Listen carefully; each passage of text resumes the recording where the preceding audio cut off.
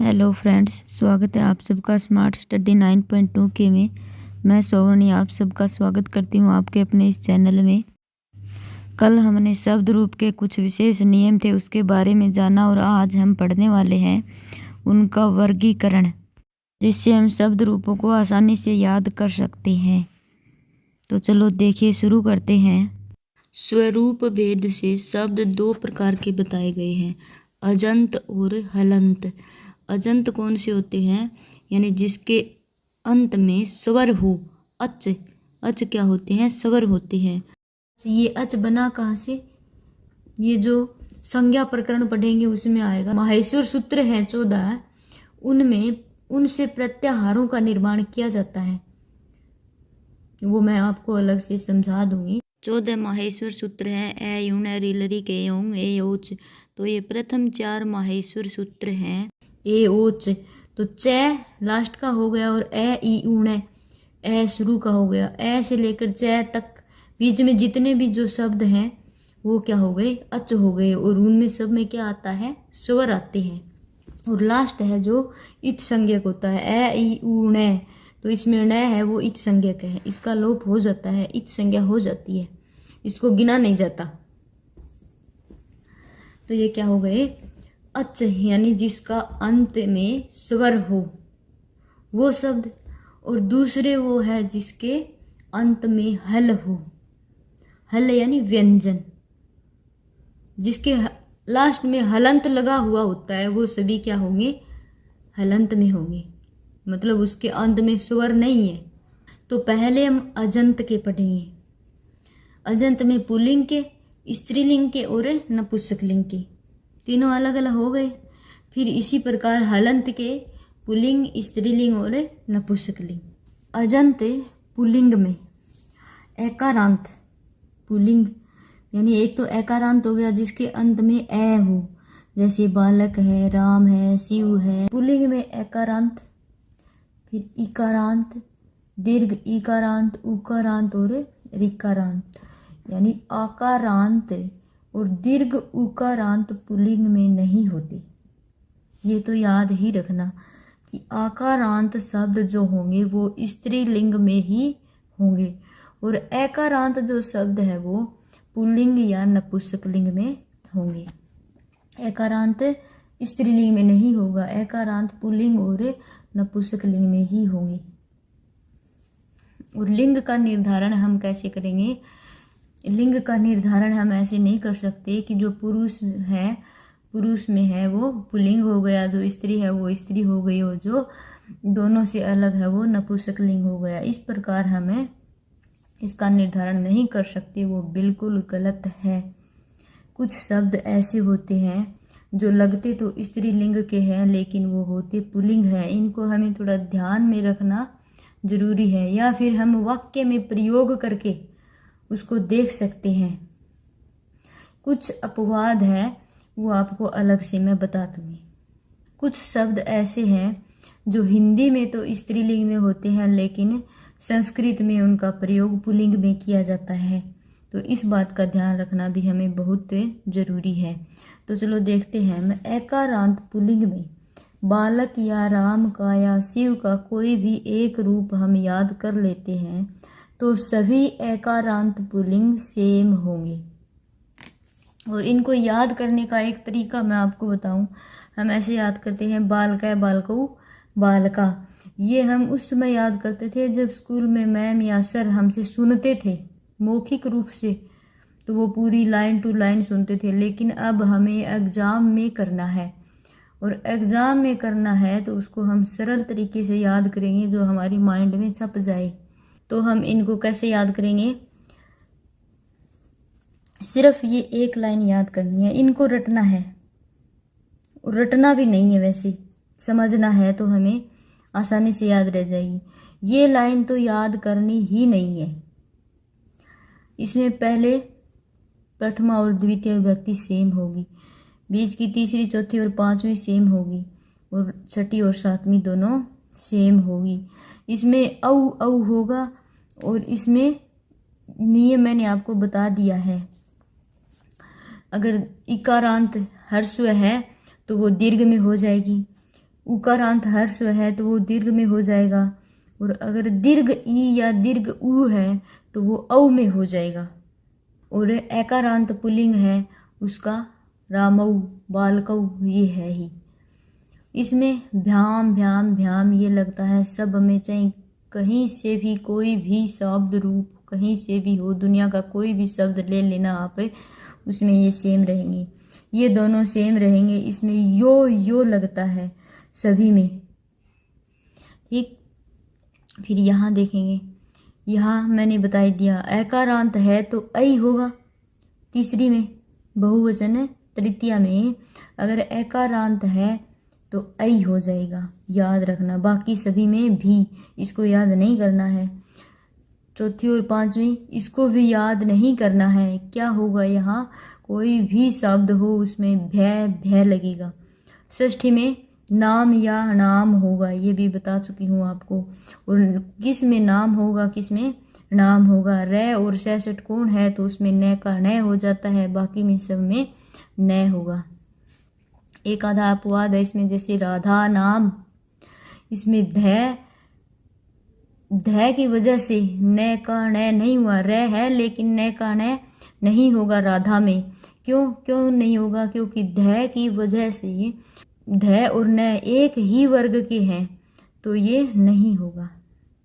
ऐसे कुछ एक अपवाद हो जाते हैं लेकिन सभी में नहीं होता। जो अपवाद है वो आपको अलग से मैं बताती जा रही हूँ। यहाँ क्या होगा, सु होगा। अगर ए या आ के अलावा कोई मात्रा है तो ये सु होगा, और आ या ए है तो उसमें से स्लेट वाला से हो जाएगा। तो सिर्फ हमें याद क्या करना है, सिर्फ एक लाइन याद करनी है, बालकाय बालकम बालगिन बालकाय बालकात बालकश्य बालकी। श जिसमें होता है वो हमेशा ही षष्ठी व्यक्ति एक वचन होता है, याद रखना। ये हम बार बार पढ़ते हैं तो स्वतः ही याद रह जाता है। कात पंचमी व्यक्ति होती है अलग होने के योग में। बालकाय ये चतुर्थी व्यक्ति होती है। मतलब ये हम एक याद कर लेंगे तो लगभग सेम ही होते हैं। जैसे नृप, देव, राम, पितामह, पंडित इत्यादि जितने भी एकारांत हैं वो सब सेम होंगे। एक तो याद हो गया, एक नहीं, इसके पीछे जितने भी एकारांत है वो सभी याद हो गए। फिर आगे है इकारांत पुल्लिंग, जिसमें एक यदि हमने हरि का याद कर लिया तो सभी रूप याद हो जाएंगे, मुनि का याद कर लिया तो सभी याद हो जाएंगे। इसमें दो शब्द हैं पति और सखी, इसको हम अलग से याद करना होगा। सखी है वो पुल्लिंग में भी है और स्त्रीलिंग में भी है, ये याद रखना। स्त्रीलिंग में अपवाद नहीं है, नदी और सखी का दोनों का सेम ही चलेगा, लेकिन पुल्लिंग में जो सखी है उसका रूप अलग से हमें याद करना होगा, पति का भी अलग से याद करना होगा। लेकिन बाकी जितने भी रूप हैं वो हरि के समान ही चलेंगे, और हरि का कर लो चाहे मुनि का कर लो। तो हम मुनि का शब्द देखते हैं। इकारांत पुल्लिंग जितने भी शब्द हैं वो सेम इसी के अनुसार चलेंगे। तो मुनि, मुनि, मुनिना, मुनिये, मुने, मुने, मुनव। ये मैंने बताया आपको, हर्ष इकारांत है तो ये दीर्घ हो जाएगा। यहाँ भ्याम भ्याम भ्याम है, यहाँ यो हो जाएगा। ई का क्या बन गया, यह बन गया, और ओ इसके पीछे जुड़ गया, जो प्रत्यय मैंने बताए थे वो।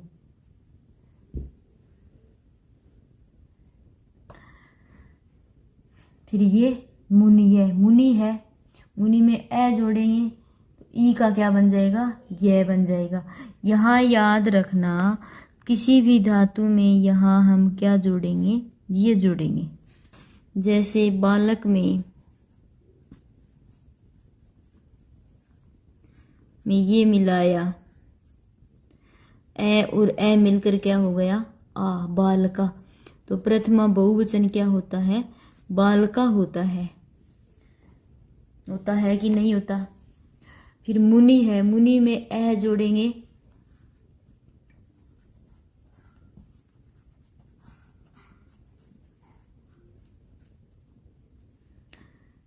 ई है, ई के पीछे ऐसमान स्वर है, ऐसमान मतलब ई के अलावा कोई दूसरा स्वर। तो ई में ए जोड़ेंगे तो ई का क्या बन जाएगा, यह बन जाएगा। यण संधि अगर हमें याद हो तो यह हो गया।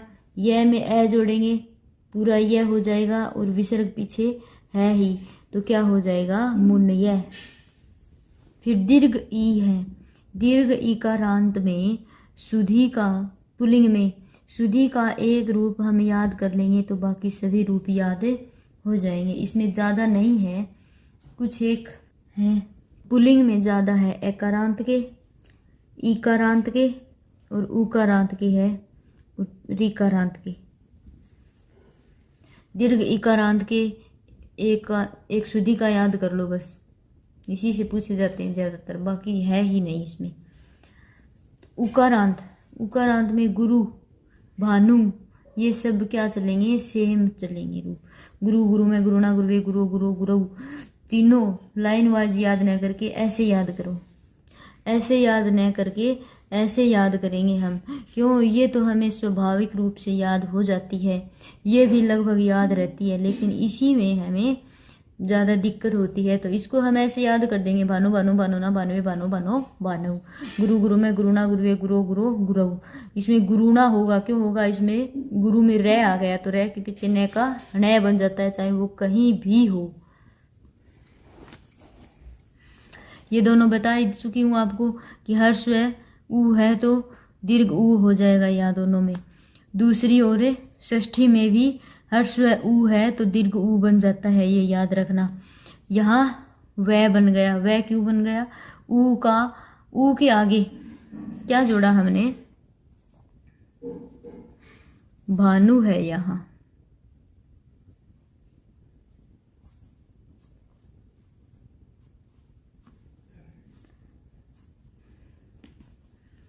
भानु है यहाँ, ऊ में ए जोड़ेंगे, इसके पीछे विसर्ग है, ऊ में ए जोड़ेंगे तो ऊ का क्या हो जाएगा, वह हो जाएगा। ई का यह हो जाता है, ऊ का वह हो जाएगा, तो वह के पीछे विसर्ग स्वाभाविक रूप से ही है तो क्या हो जाएगा, भानवह।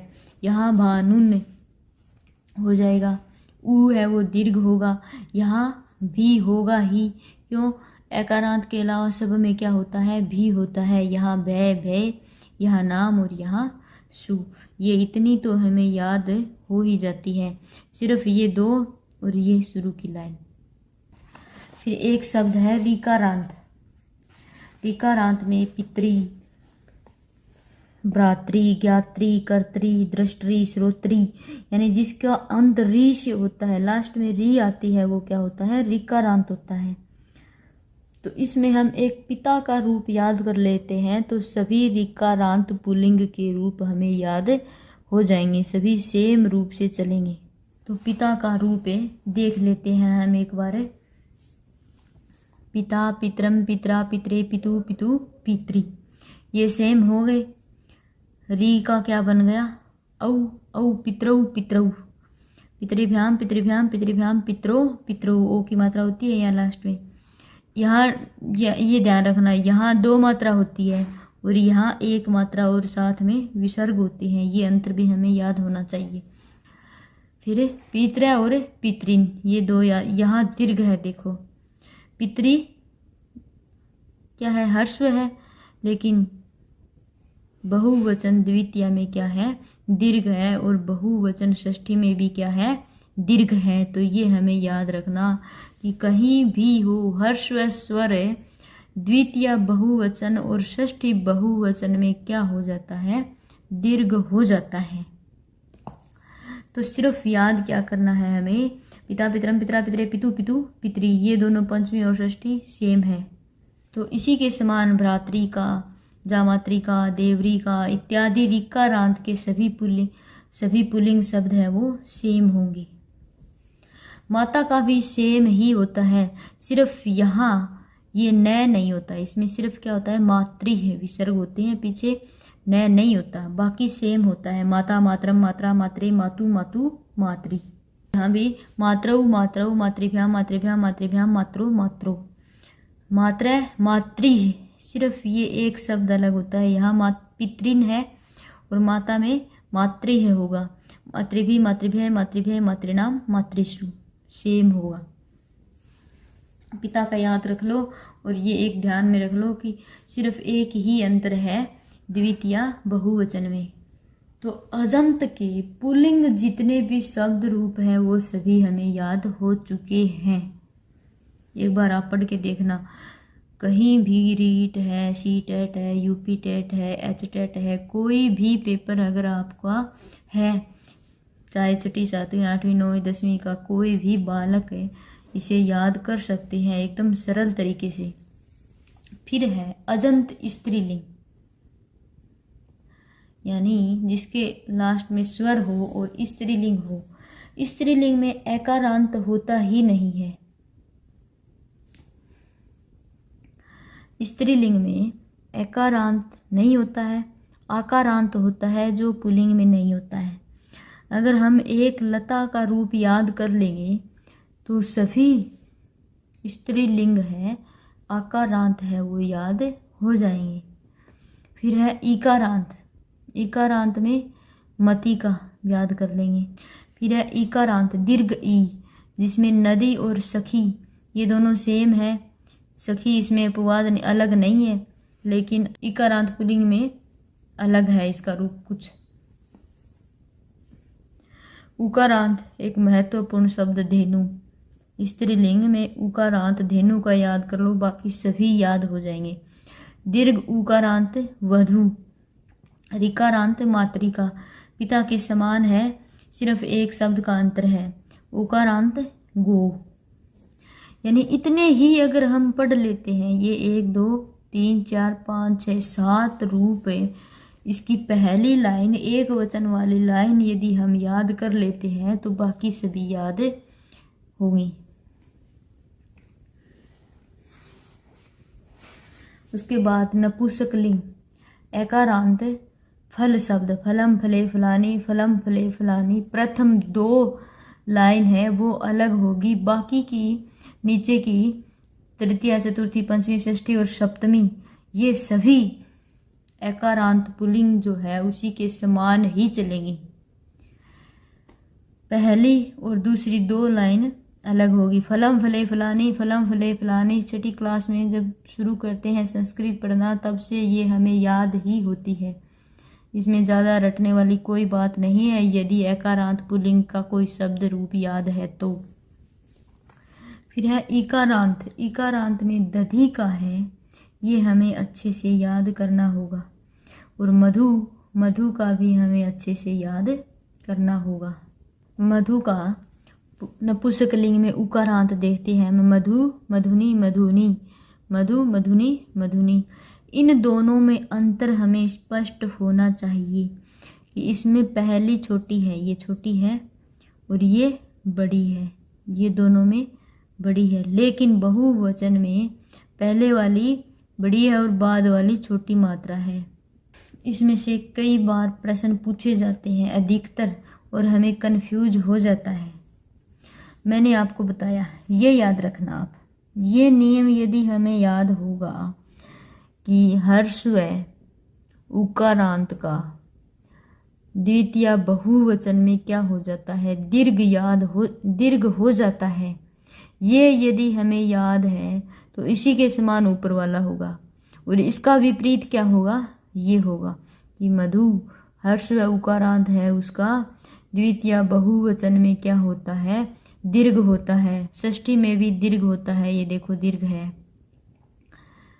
तो ये हमें याद है कि हमेशा और हमेशा सभी शब्द रूपों में द्वितीय बहुवचन दीर्घ हो जाता है यदि हर्ष व स्वर है तो ये ही सेम ऊपर वाला होगा।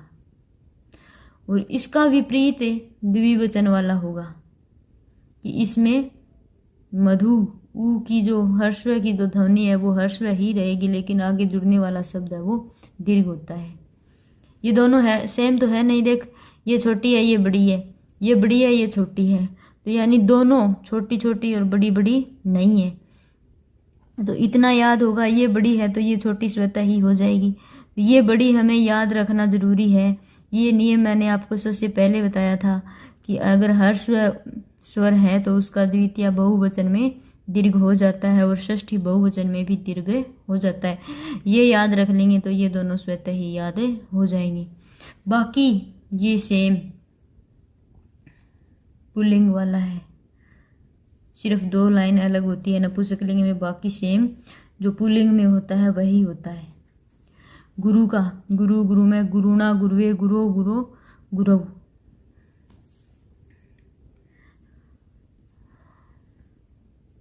और ये लाइन एक बार थोड़ी पढ़ लेंगे, मधु मधु मधुना मधुने मधुना मधुने मधुने। अजंत के जितने भी शब्द रूप हैं वो हमें याद हो गए होंगे। अगर नहीं हुए हैं तो मैंने ये जो तरीका बताया है इसे आप याद करके देखना, कभी भी नहीं भूलोगे। इससे लगभग सबसे ज़्यादा क्वेश्चन आते हैं एग्जाम में, कोई भी एग्जाम हो उसमें धातु रूप से और शब्द रूप से सबसे ज़्यादा क्वेश्चन यहीं से आते हैं। अगर हम कोई वाक्य का निर्माण करते हैं, अशुद्धि संशोधन होता है, उसमें भी ये होता है, उसमें भी इनके बिना हम अशुद्धि संशोधन नहीं कर सकते। शब्द रूप के अलग से क्वेश्चन भी पूछे जाते हैं। इसके बाद हम देखते हैं हलंत के, पुल्लिंग, स्त्रीलिंग और नपुंसकलिंग। पुल्लिंग में ये है हलंत वाले, स्त्रीलिंग में ये है और नपुंसकलिंग में ये है। जयकारांत यानी जिसके लास्ट में जय हो, तो इसमें वणिज ये ज़्यादातर नहीं आता, हमारे सिलेबस में नहीं है। टक्कारांत इसका जरूर पूछा जाता है, ये याद होना चाहिए। भगवत का हो गया, गच्छत का हो गया। दैकारांत है, ये नहीं पूछा जाता ज़्यादातर। आत्मन है, इसमें नकारांत है, इसमें आत्मन का रूप शब्द रूप पूछा जाता है बहुत बार, ये याद करना है। जो इम्पोर्टेंट है और जो सिलेबस में है, जिनको याद करना है वो मैं आपको बताती जा रही हूँ। यहाँ पथिन, राजन और युवन ये क्या है, अपवाद है, यानी नकारांत है लेकिन आत्मन के जैसा नहीं है, इनका समान चलता है।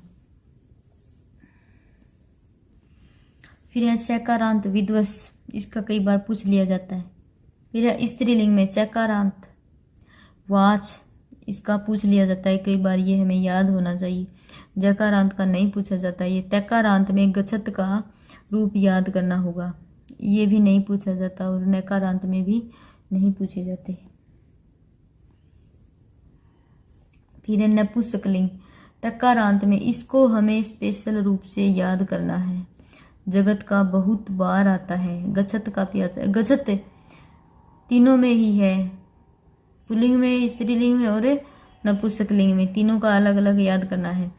नकारांत नाम न, इसको भी हमें याद करना है। और शकारांत मनस, इसको भी हमें अच्छे से याद करना है। अगर आप कहो तो इसको मैं अलग से सबके लिखवा दूं, वरना तरीका मैंने आपको बता दिया है।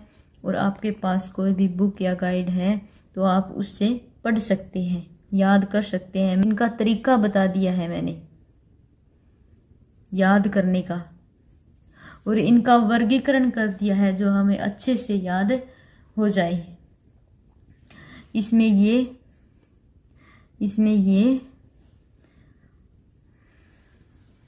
ये वाले दोनों, ये राजन का, पथिन का, ये वाला देख ले, और ये विध्वस, ये तो इतने शब्द रूप हमें याद होने चाहिए। इनके अलावा कुछ शब्द रूप और हैं जो सर्वनाम शब्दों के हैं। सर्वनाम शब्दों के रूप हैं, उनको हमें अच्छे से याद करना होगा। कुछ हैं जो सेम ही हो गए, जैसे तत् है, एतत् है, इनके तीनों रूपों में चलते हैं लेकिन वो सेम होता है।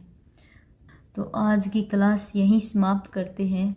इससे संबंधित कोई क्वेश्चन हो तो कमेंट बॉक्स में ज़रूर पूछना, और पूरी क्लास सुनकर बताना कि क्लास कैसी रही, समझ में आया या नहीं आया। कमेंट करके ज़रूर बताना, और सही लगे तो लाइक, शेयर और सब्सक्राइब ज़रूर कर देना। थैंक यू, धन्यवाद।